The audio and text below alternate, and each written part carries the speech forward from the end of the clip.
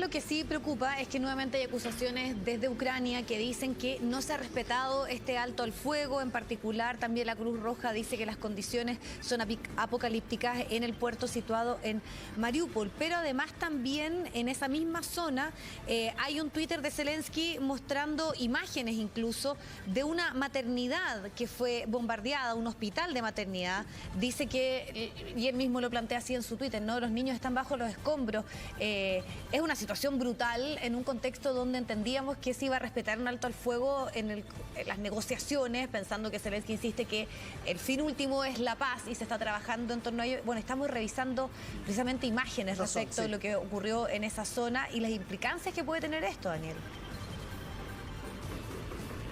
Sí, yo había visto esa publicación en redes sociales del presidente, que realmente es una imagen muy desoladora. No sé si en este rato que estamos al aire algún medio independiente ha podido verificar ya que efectivamente se trata de un hospital de maternidad, que efectivamente sea un ataque reciente y dónde ocurrió. Estoy esperando, no sé si ustedes tienen mayor información acerca del chequeo, porque insistimos, hay que chequear la veracidad y los detalles acerca de cada una de las informaciones que se entregan. Pero por cierto, es muy, muy preocupante si es que ha ocurrido un ataque de ese tipo contra un hospital donde sería un hospital pediátrico, de acuerdo a lo que ha dicho el presidente ucraniano. Ahora, sí hay, por ejemplo, datos acerca de lo ocurrido en Sumy, también en la zona sur, la zona este del país, con 22 fallecidos en ese ataque que fue previo a la evacuación de hoy, donde ya había al menos 5.000 residentes de ese lugar que habían logrado ser evacuados en medio de esta tregua, que aparentemente sí estaría siendo respetada en esta ocasión por el ejército ruso. Así que hay que esperar esa verificación y hay entonces esa información que está entregando el presidente de Ucrania acerca de que habría sido, según el gobierno ucraniano, un ataque entonces contra un hospital con víctimas civiles allí en Ucrania.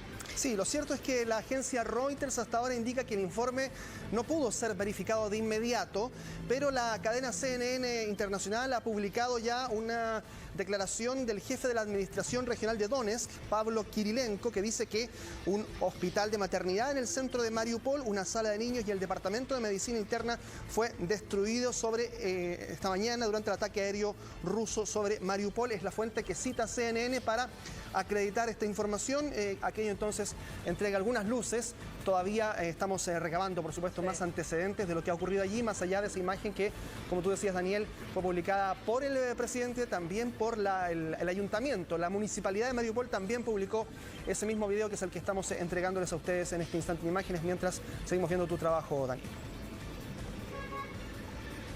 Sí, como ustedes ven, está oscureciendo. De hecho, en este momento empezamos el despacho todavía con luz de día, pero ya se ha hecho de noche aquí en Vinnytsia, en Ucrania, en el centro del país. Tenemos 5 horas de diferencia con Chile. Recuerden, estamos en invierno, los días son muy cortos, las noches son muy largas y, por supuesto, el frío ocurre durante todo el día y la noche. Aquí la máxima de hoy era -1 grado. Esa era la máxima que estaba prevista para el día de hoy y las mínimas son claramente bastante bajo cero.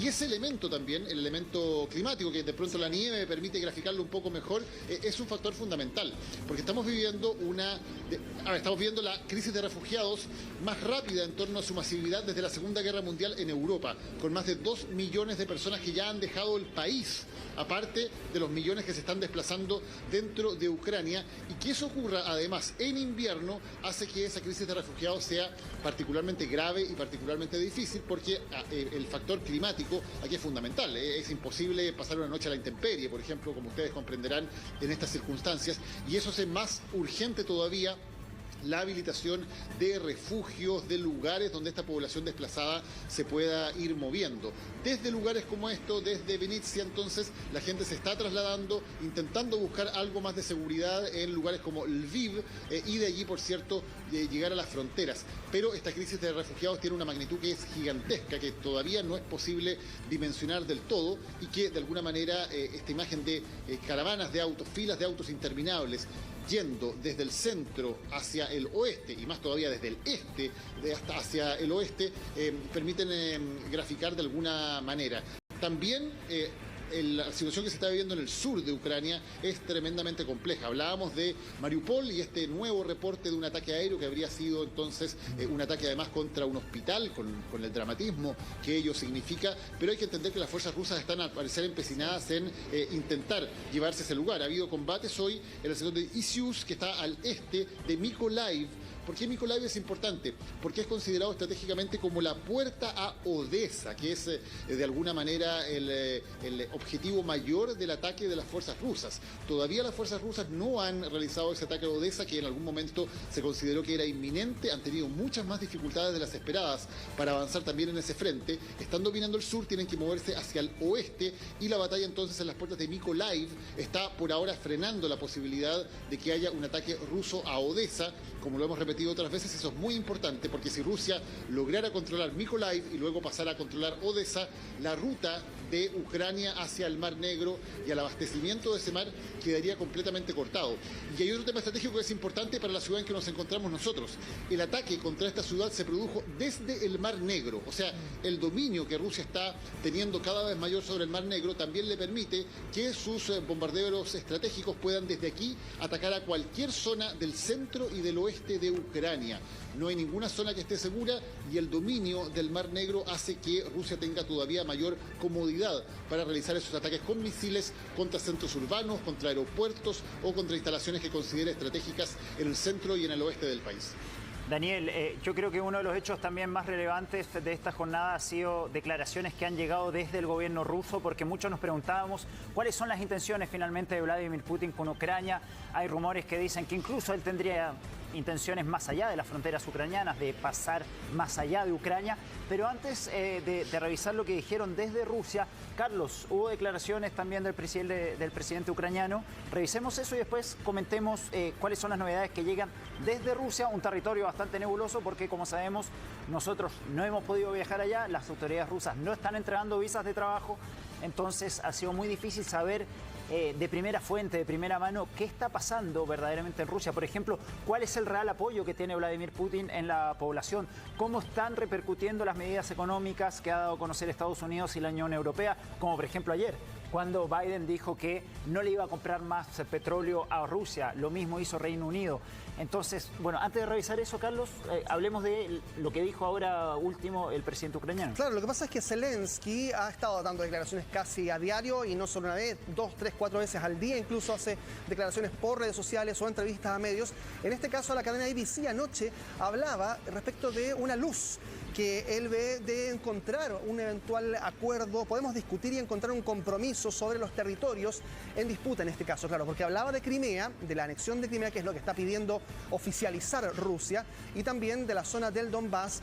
Rusia ha pedido su reconocimiento como república, como Estado. Por lo tanto, allí hay una petición de Rusia que hasta ahora había sido rechazada tajantemente por Zelensky y por todo el gobierno ucraniano. Anoche, en una entrevista, pareció estar más dialogante. Estoy listo para un diálogo, no para una rendición, enfatizó Zelensky, que además dijo lo siguiente. Tuvimos la tercera ronda de negociaciones en Bielorrusia y me encantaría decirles que es la tercera y final, pero debemos ser realistas y tenemos que seguir dialogando. Urge que profundicemos en esta conversación hasta que podamos decirle a la gente cómo alcanzaremos la paz.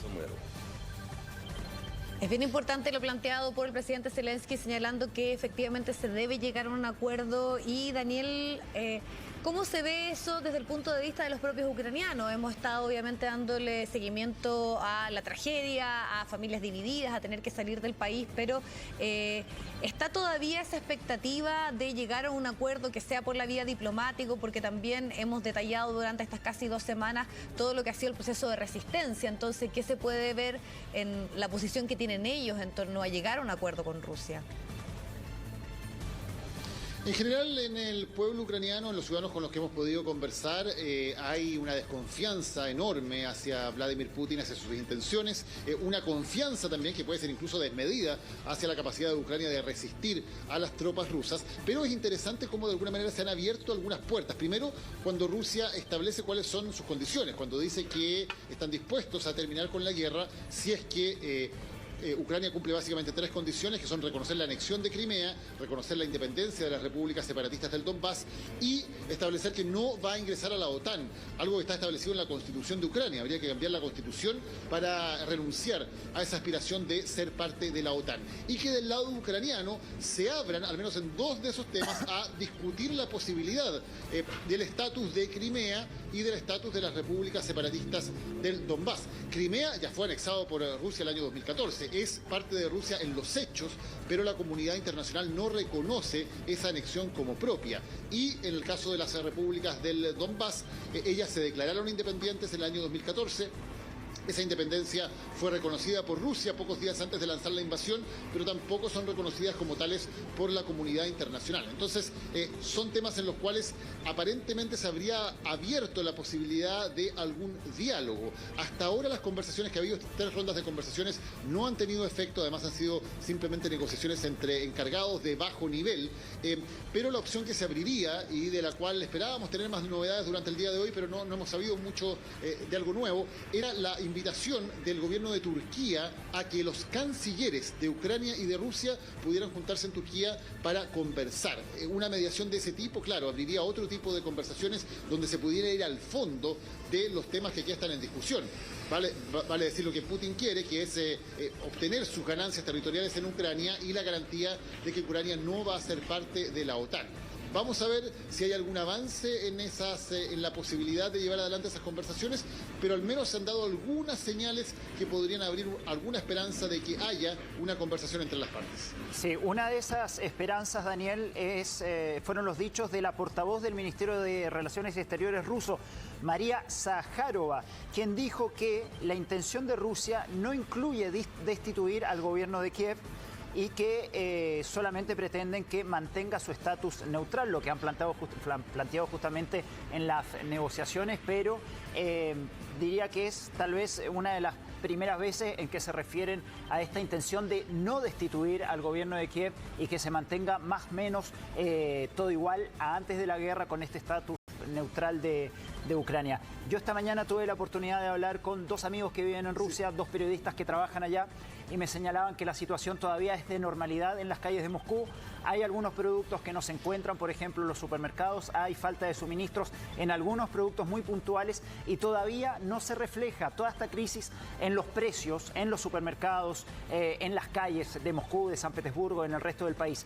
Y acá hay que dar cuenta de un hecho muy puntual. Hace una semana, por cada dólar, un ruso obtenía 74 rublos. Ahora, por cada dólar, un ruso obtiene 140 rublos. Es decir, es mucho más caro el dólar ahora en Rusia. Es como si el dólar de repente saltara acá en Chile de 800 pesos a 1.600 pesos. Y esto sin duda va a repercutir en una enorme inflación en las calles rusas de aquí a los próximos días. Algo que todavía no se ha visto reflejado y algo que podría obviamente mermar el apoyo que tiene Vladimir Putin dentro de las fronteras. Sí, Roberto, algo bien importante de lo que tú señalas. Evidentemente hay mucha presión interna por temas como el que tú dices, ¿no? Temas económicos que están golpeando a los rusos. Y esa declaración oficial de un miembro del gobierno ruso diciendo que ellos no quieren destituir al presidente ucraniano es muy importante. Es una especie de globo sonda, podríamos decir. Porque hasta ahora, lo que ha dicho Vladimir Putin, recuerden ustedes, en los primeros días de la invasión primero, pidió a los militares ucranianos que dieran un golpe de Estado, que derrocaran al presidente y que luego podía conversar con ellos. Y luego trató al gobierno ucraniano de una banda de drogadictos y de neonazis.